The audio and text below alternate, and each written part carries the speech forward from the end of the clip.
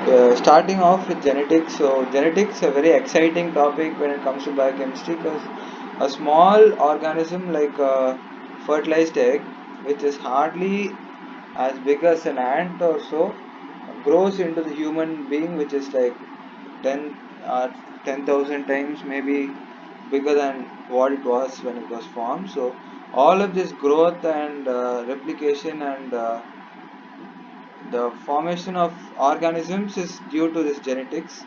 What basically genetics is the blueprint of life of different organisms, how they are able to grow into what they are and function as a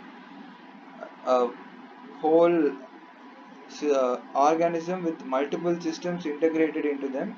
So all of this will be covered into genetics, but biochemistry will focus on the genetic property of each cell, and a collection of these cells will form a tissue. Collection of tissues will form an organ. Collection of organ will form an organ system, and finally a collection of organ system will form an organism. So all of that will be covered in your physiology. So I feel personally biochemistry is the base for everything, and we'll get started about genetics. So when we're talking about genetics, the first thing which we need to know are about the DNA and RNA. DNA is nothing but deoxyribonucleic acid and RNA is ribonucleic acid. So the only difference between RNA and DNA is that you see this hydrogen over here and you see this hydroxide over here. Both have similar ribose sugars, but this position is where they differ in. And DNA is more stable compared to RNA because it consists of two strands. We'll get into the details now. So any ribonucleotide is made up of a phosphate group, a ribose sugar, and a nitrogenous base.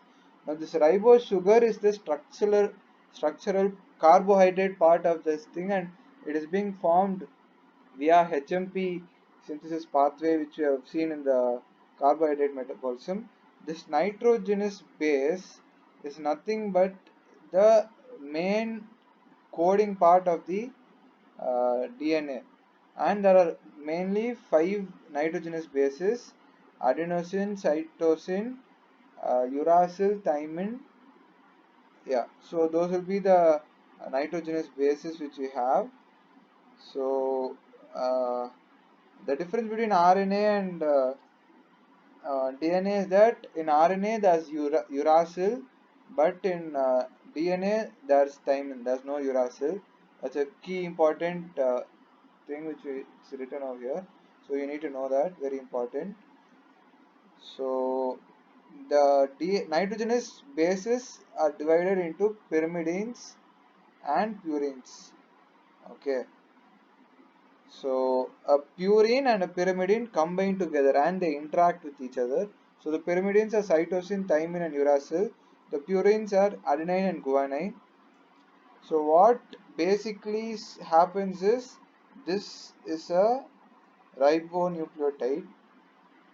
Okay, and uh, there are a chain of ribonucleotides like this, and there's another chain of ribonucleotides like this, and there are nitrogenous bases which are coming out like this, and there are many phosphate linkages over here which give a lot of stability to this structure, and that's how your DNA is formed.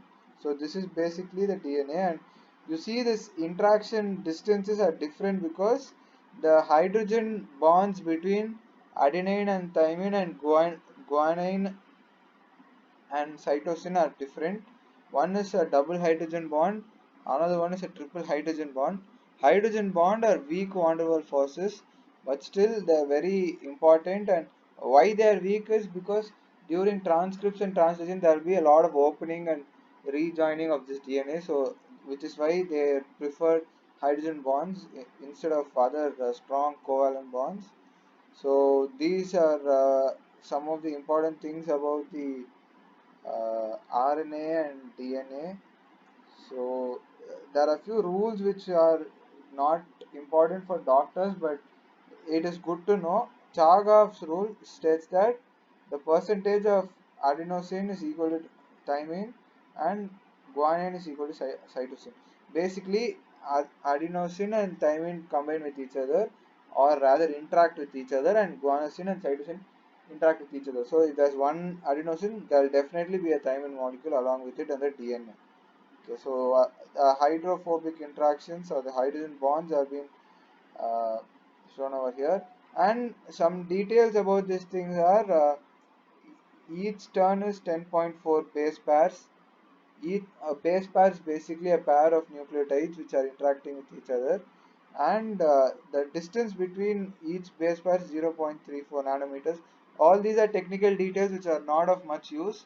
The takeaway from all of this is DNA is your stable blueprint, and your RNA is going to be a working blueprint which is made from your DNA, and this RNA is being read by different organelles, and they do all the different protein synthesis. So that will be your introduction to genetics. You will go into DNA replication and transcription, translation, the following videos. Thank you. Please do like, subscribe and share these videos with your friends.